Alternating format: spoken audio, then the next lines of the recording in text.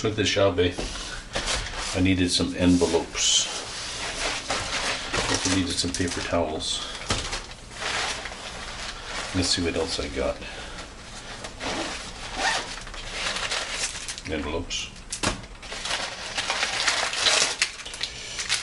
My painting dish. Palette. An X-Acto knife. Some watercolor paints. Yes, yes.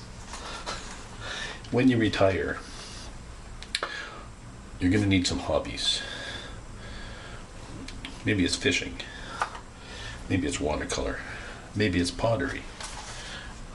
Maybe it's something else. Square dancing. Hand soap. The Xiaobei has got to be the best store in the world.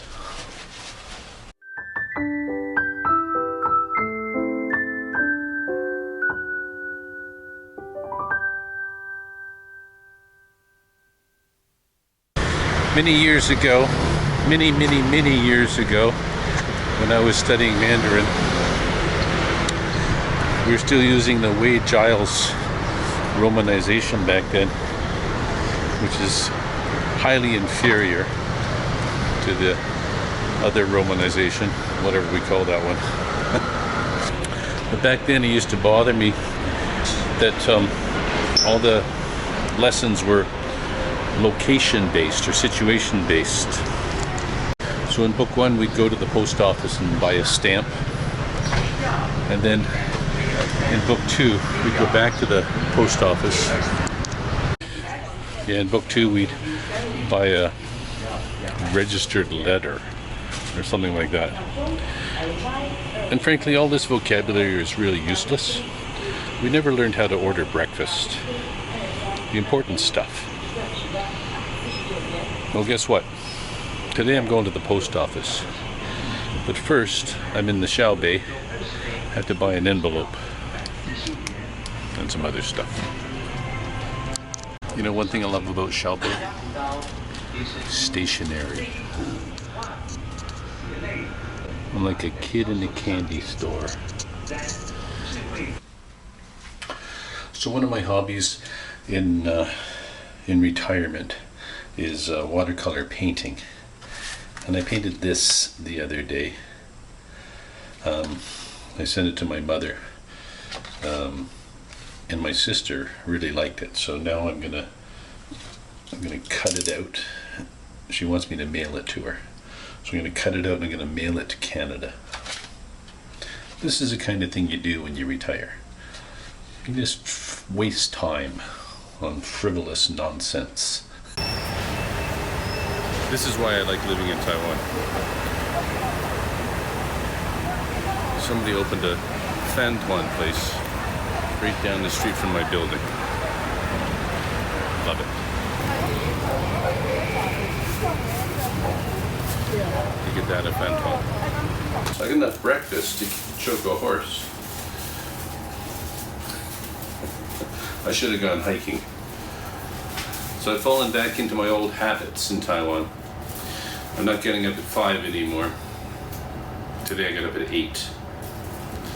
I was overdoing it the first 6 weeks I was here though. You don't want to overdo it. I think I'm going to call this one Rambling Around Kaohsiung. So I'm just shopping, going to the post office, maybe for a bike ride.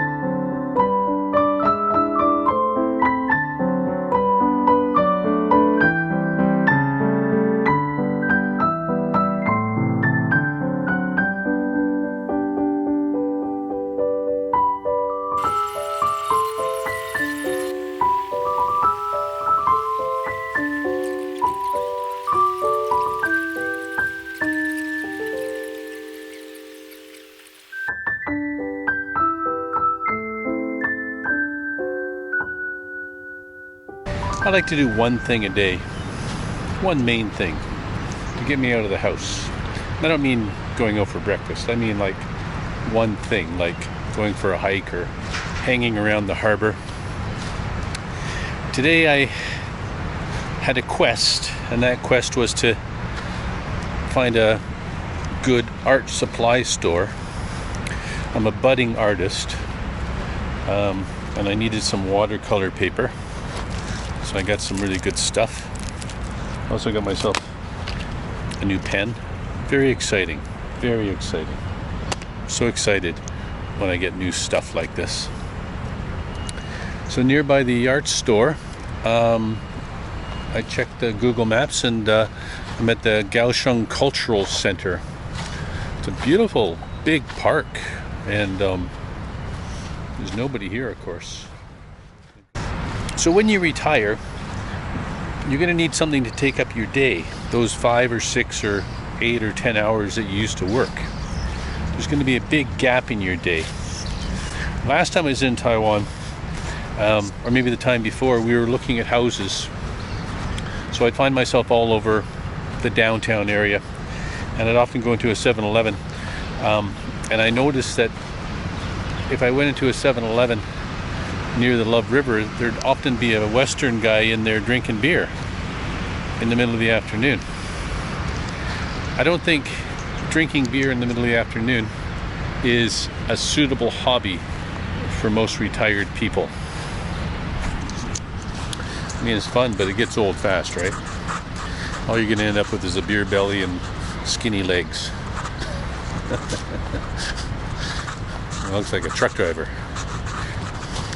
Some people don't want to retire, and there's a name for those people. They're called crazy, because the reason that we get paid to work is because if we didn't get paid to do it, we wouldn't do it. That's how I feel about work.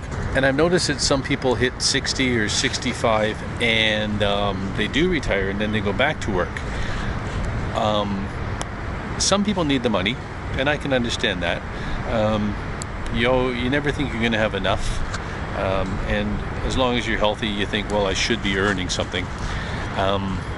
But also there are people that do that just because of lack of imagination. They don't know how to fill their time. It's their biggest fear. What am I going to do with my time? But assuming you're going to retire, and assuming you're an overseas Taiwanese or you have a connection to Taiwan like I do, there is no better place in the world to retire. And you know the reasons why, so I'll go through them very quickly. Good health care, great weather, friendly people, natural beauty, cost of living, public safety. Taiwan is a perfect jumping off point for other Asian adventures. From Kaohsiung you can fly to the Philippines, Korea, Hong Kong, everywhere in Asia you can fly out of Kaohsiung. And it's so easy to get to the airport. Also the food is awesome, and Kaohsiung is especially awesome, not because it's got the airport that you can fly to other places around Asia, but also because it's a great location if you want to go south to Kending or to Xiaoliuqiu, if you want to go to the mountains in Pingdong. So I watch a lot of videos about retiring. A lot of North Americans retire in Central America, like Costa Rica, Guatemala. And another popular place for North Americans, and perhaps Europeans too, is Portugal. But a lot of Westerners like to retire in Asia as well. Thailand, Cambodia, Philippines, I think are the big three. And for good reason. I mean, the Philippines, they speak English. Thailand is very developed in terms of retirement, getting a retirement visa. Taiwan is both a very easy country to live in and is a difficult country to live in. It's easy because the pace of life here is quite slow. But frankly, I think the most difficult thing for me about living in Taiwan is the language. I get around okay, and it's much easier now than it was 25 35 years ago, because now I can just look up the word and get what I want, like watercolor paper, for example. And with Google Maps, you just Google it, watercolor paper, stationery store, and away you go. So in a lot of ways it's very easy with the language these days, much easier than it was when I was here in the 90s. The other thing that a lot of people might struggle with retiring in Taiwan is the weather. It is very hot and humid.